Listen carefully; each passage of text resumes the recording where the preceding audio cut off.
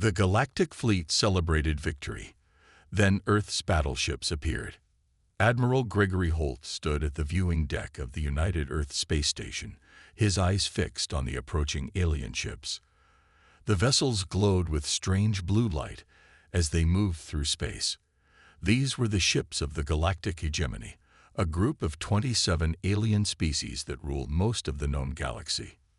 "They're early," said Ambassador Patricia Miller, who stood beside him. Her voice was calm, but Holt could see the worry in her eyes.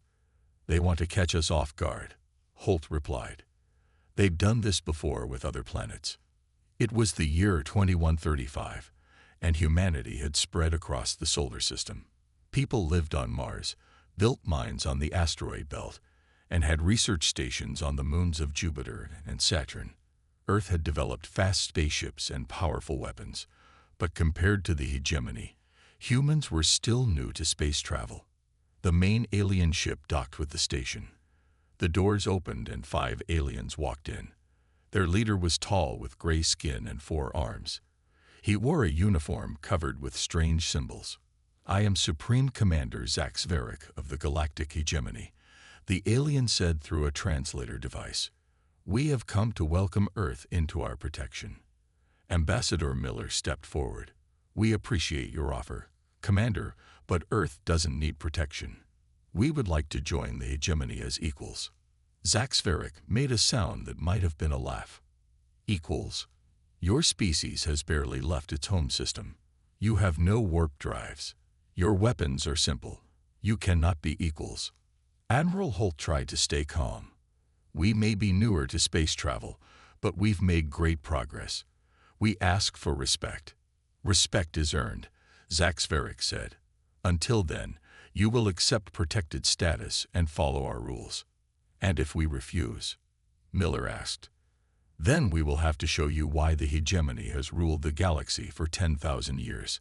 After the meeting, Holt and Miller reported to the United Earth Council. The council members were worried. "They want us to give them our resources and follow their laws," Miller explained.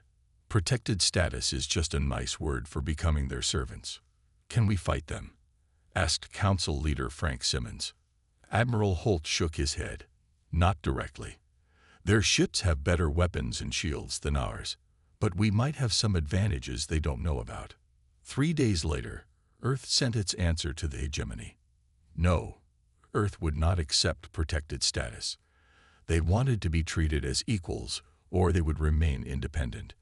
The hegemony's response came quickly. A small fleet of their ships attacked the Mars colony without warning.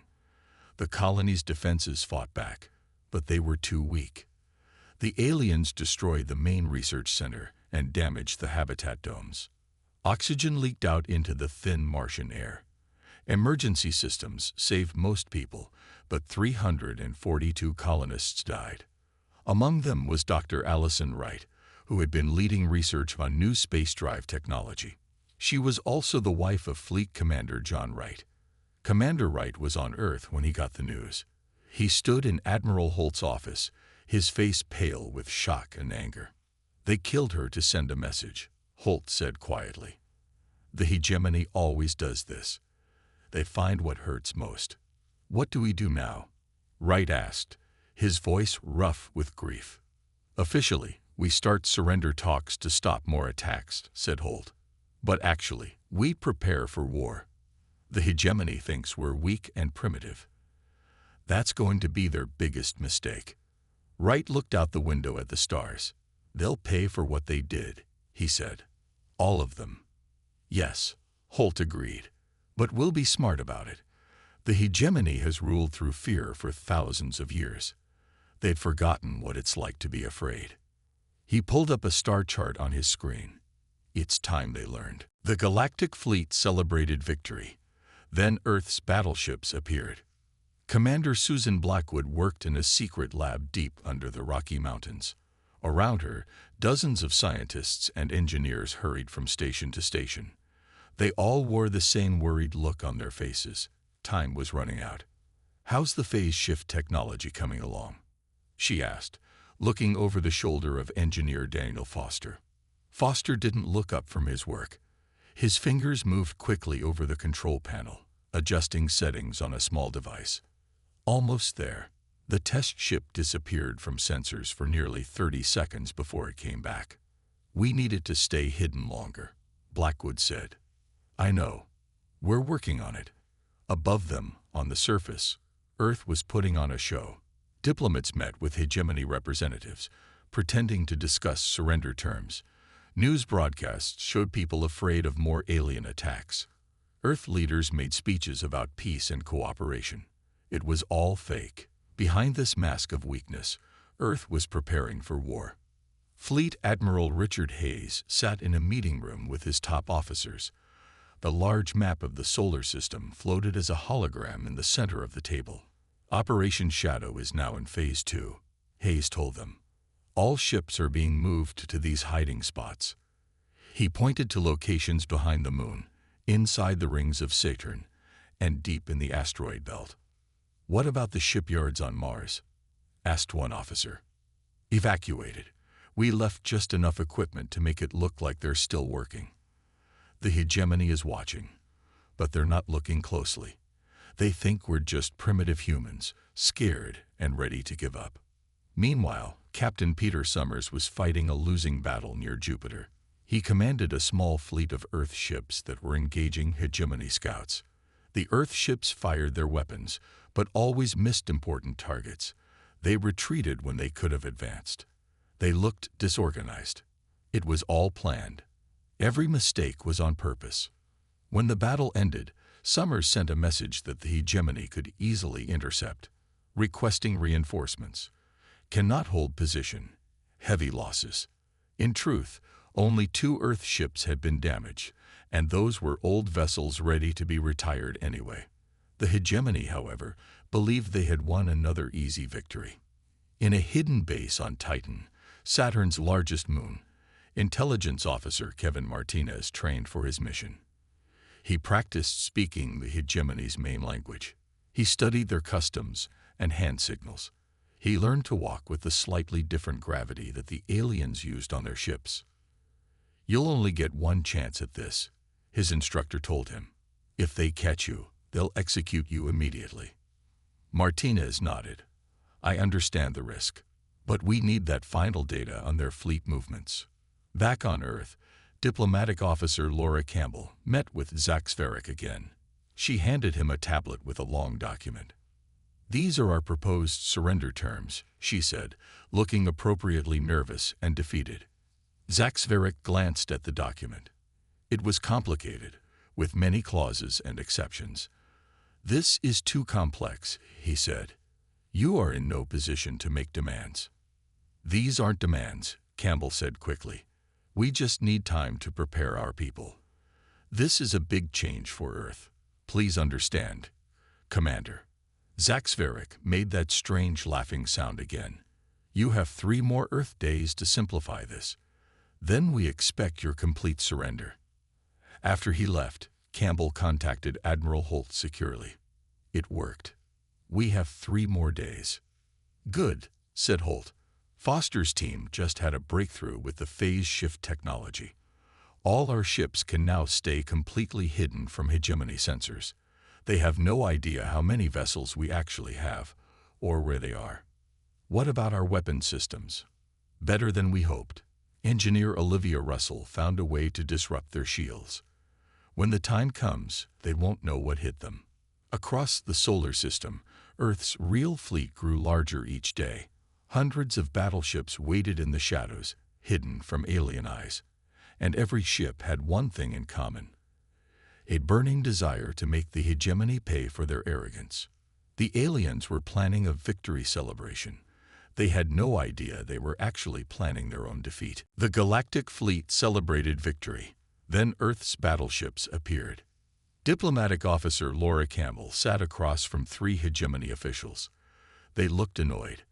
This was the 4th meeting this week, and they were losing patience.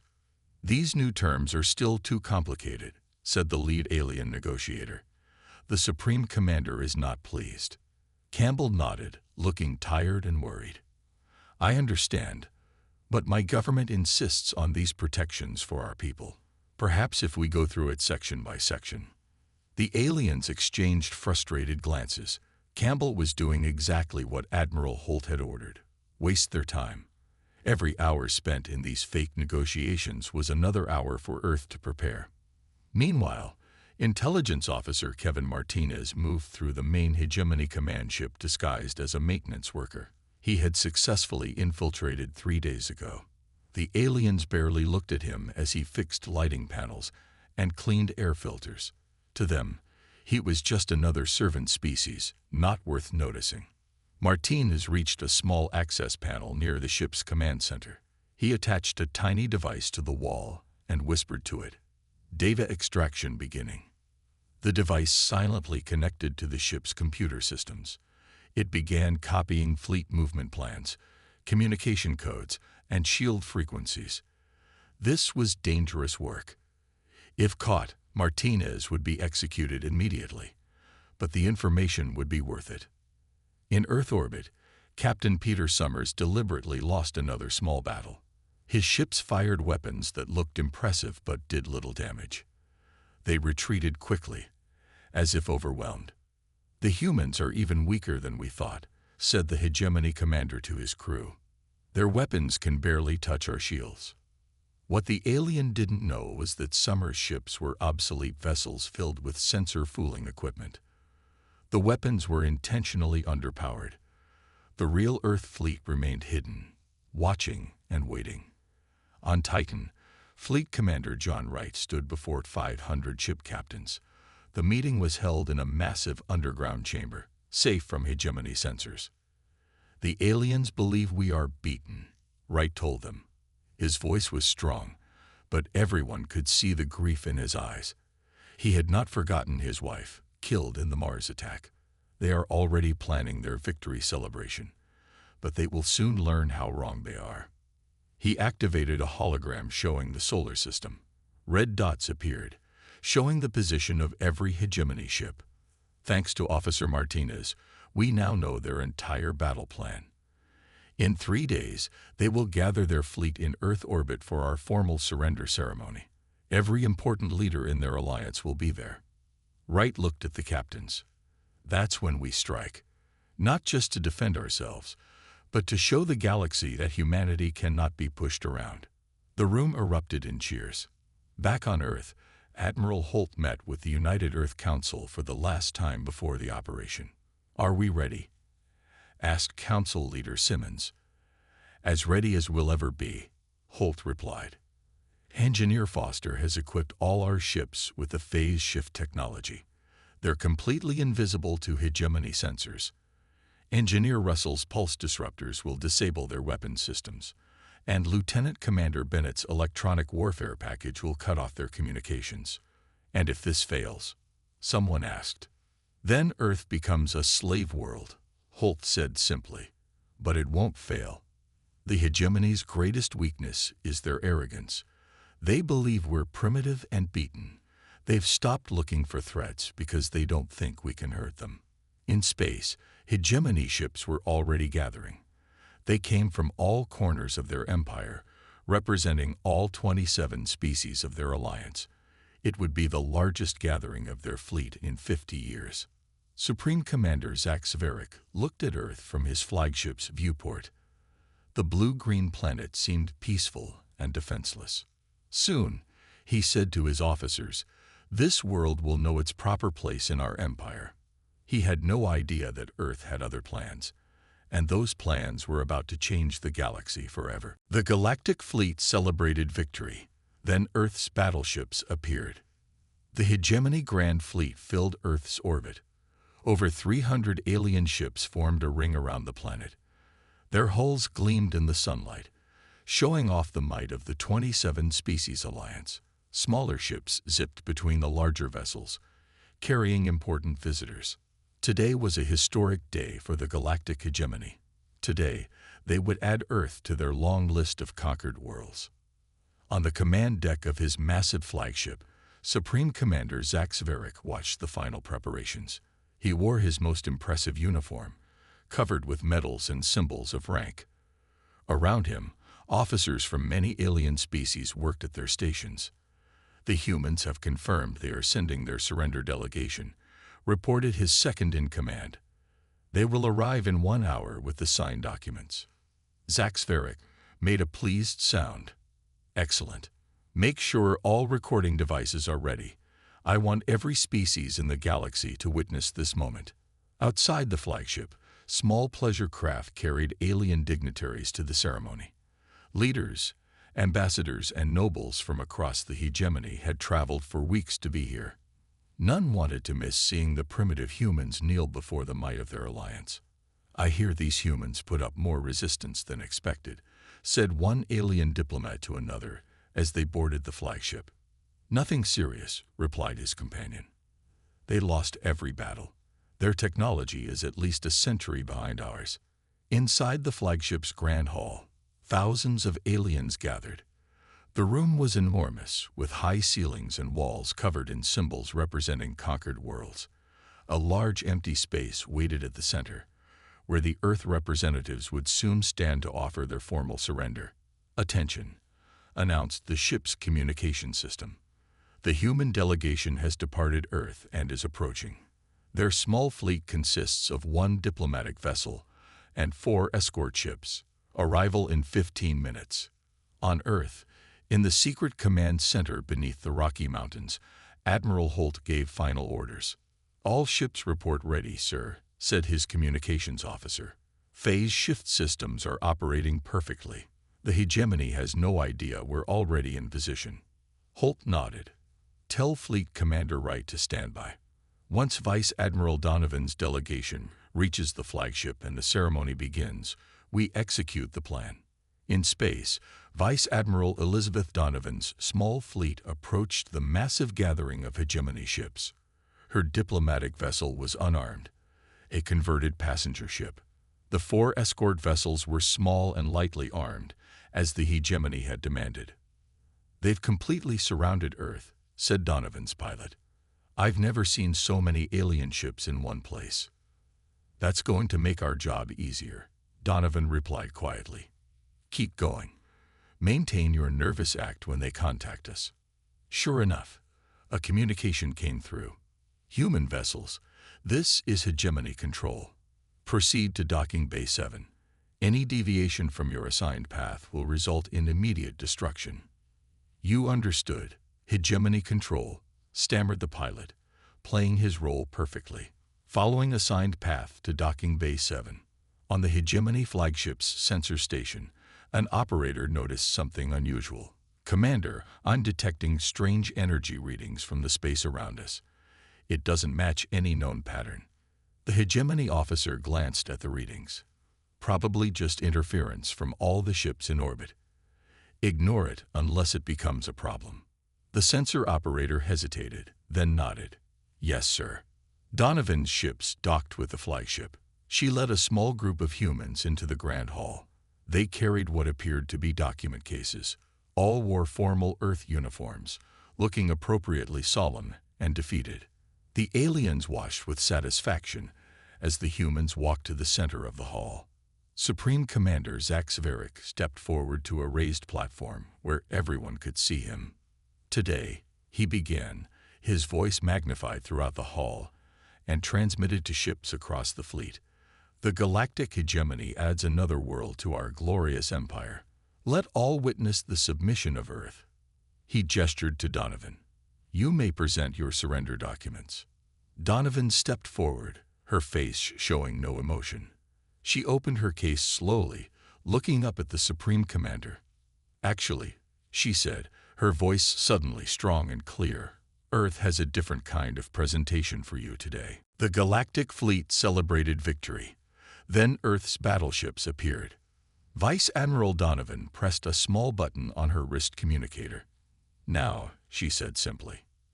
At that exact moment, space around the hegemony fleet seemed to ripple. Where there had been empty blackness, hundreds of Earth battleships suddenly appeared. They had been there all along, hidden by the phase shift technology. The Earth ships formed a complete sphere around the hegemony fleet, trapping the alien vessels between them and the planet. Inside the flagship's grand hall, screens lit up showing the impossible sight. Aliens gasped and shouted in confusion. Supreme Commander Zaxveric stared in disbelief. "What trickery is this?" he demanded. "Not trickery," Donovan said calmly. "Just good strategy." From his command ship at the edge of the formation, Fleet Commander John Wright gave the order. "All ships, activate pulse disruptors." Blue waves of energy shot from the Earth vessels, washing over the hegemony ships. Lights flickered on the alien vessels as their weapon systems suddenly went dead. At the same time, Lieutenant Commander Jason Bennett initiated the electronic warfare protocols.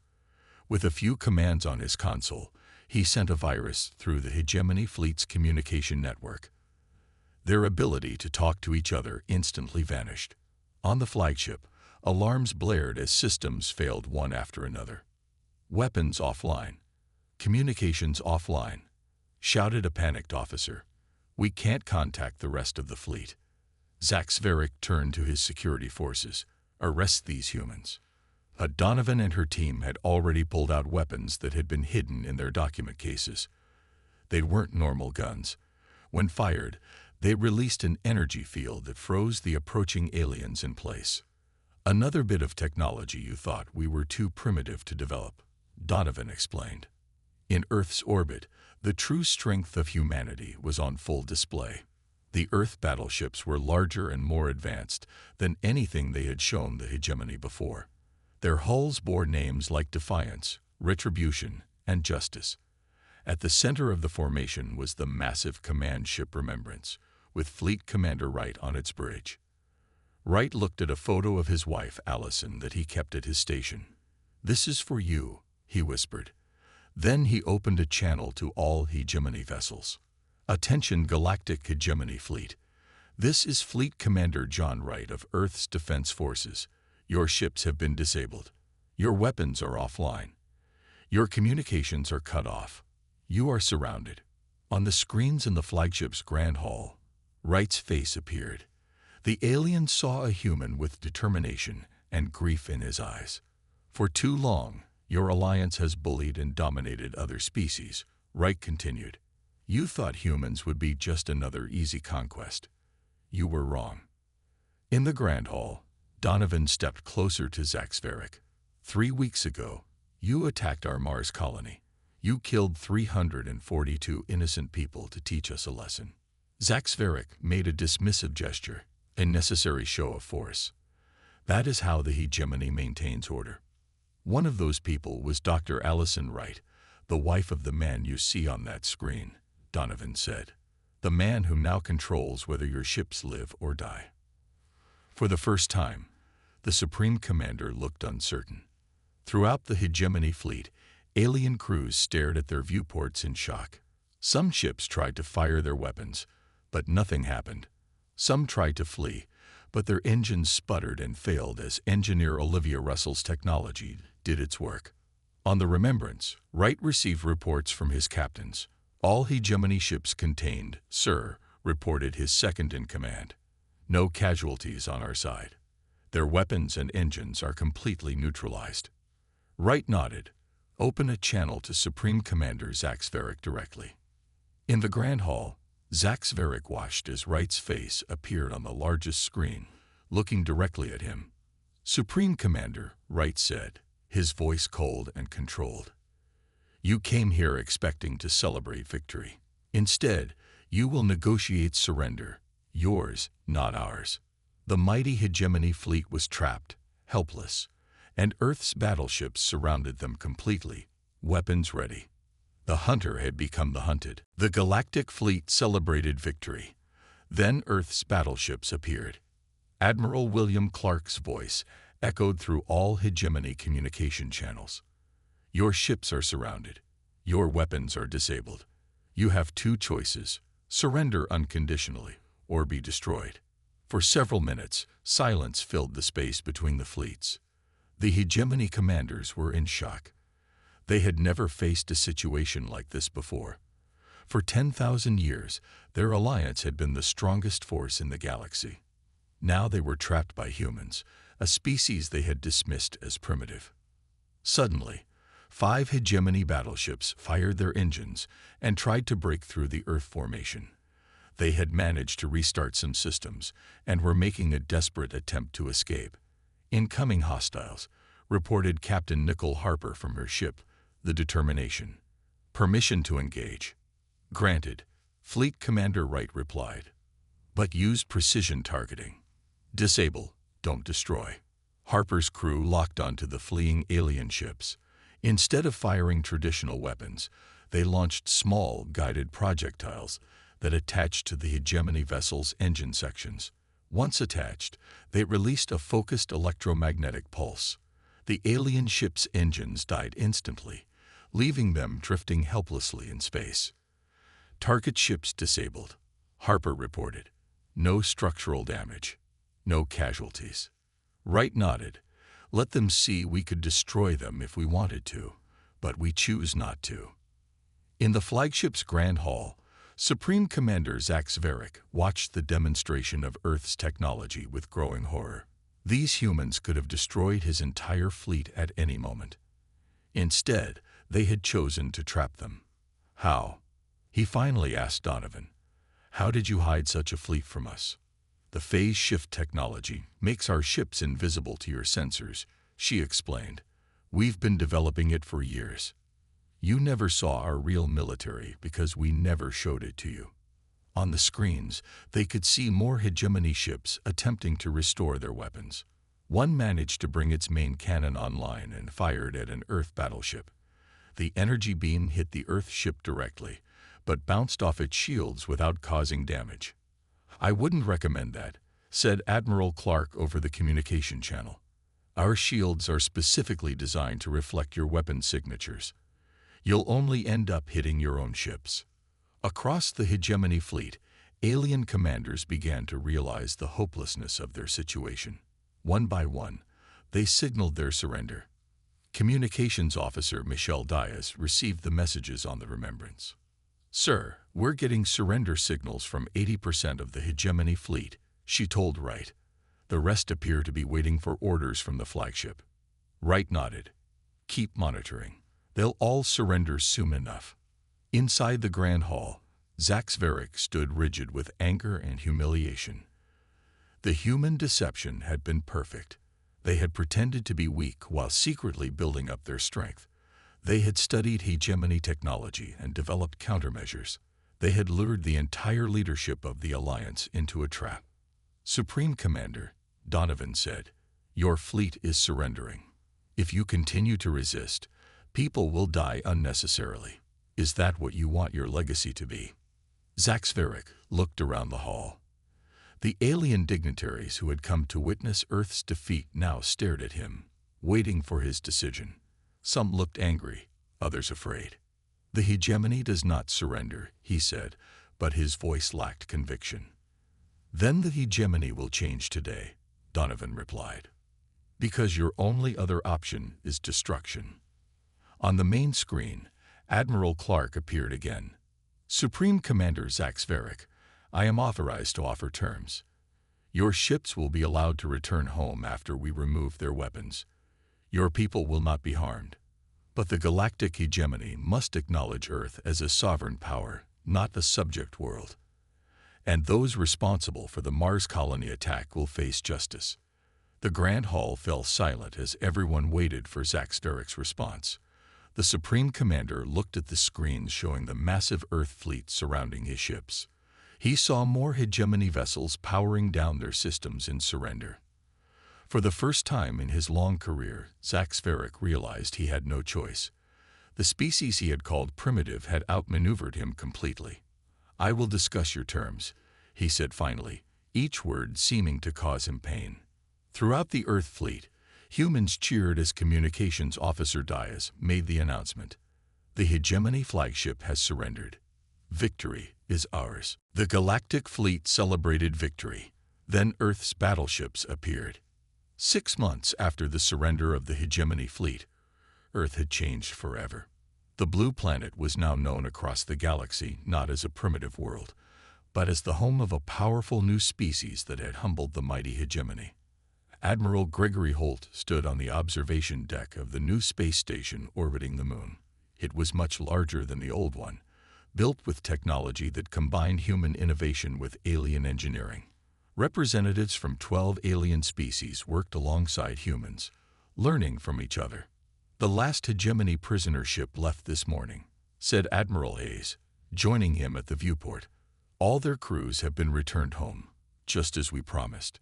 "And their leadership?" Holt asked. "Supreme Commander Zach Sverik and his top officers remain in custody. The trial begins next week." The Treaty of Luna, signed 2 months earlier, had created a new framework for galactic relations.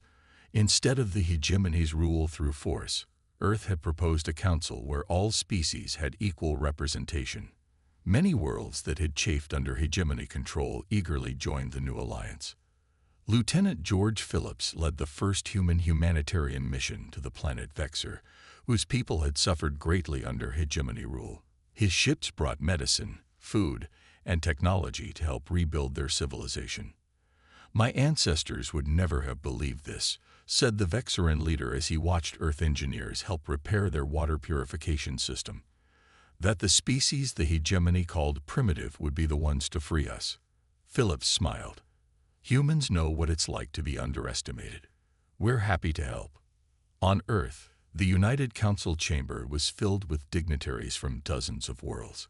Captain Stephanie Powell stood before them, receiving her new assignment. "Captain Powell, you will command our first diplomatic mission to the Galactic Core," announced Council Leader Simmons.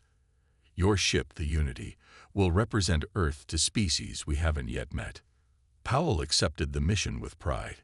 Her crew would include humans and members of other species, showing the galaxy what cooperation could achieve. In a secure facility on Mars, rebuilt after the hegemony attack, Fleet Commander John Wright watched as Supreme Commander Zach Sverik was brought in for questioning. The alien no longer wore his impressive uniform, just simple gray clothes. He looked smaller somehow. "Commander Wright," Zach Sverik said, recognizing him immediately. "I suppose you've come for revenge." Wright shook his head. "If I wanted revenge, you would be dead already. I've come to understand." "Understand what?" "Why the hegemony believed domination was the only way. Why you attacked Mars without provocation. Why you killed innocent people, including my wife." Zach Sverik was silent for a long moment. "The hegemony has ruled through fear for 10,000 years. It was all I ever knew." "Well, now you'll learn something new," Wright said. "Justice." In the orbit of Jupiter, Engineer Daniel Foster supervised the construction of Earth's new defense grid. Based on the phase shift technology he had developed, it would protect the entire solar system. "The first ring is operational," reported his assistant. Foster nodded with satisfaction. "Good. Not that I expect trouble anytime soon. The galaxy has seen what happens when someone underestimates humans."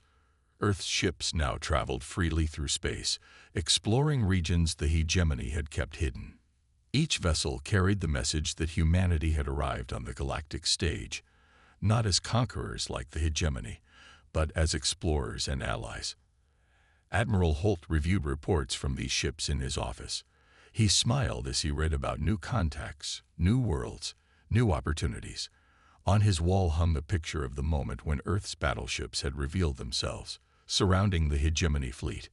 It was already called the greatest strategic victory in known history. A communication alert sounded on his desk. It was a message from a previously unknown species at the edge of charted space.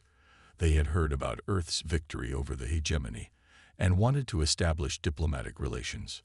Holt sent a simple reply. "Earth welcomes you as equals." The galaxy was changing, and humanity was leading the way.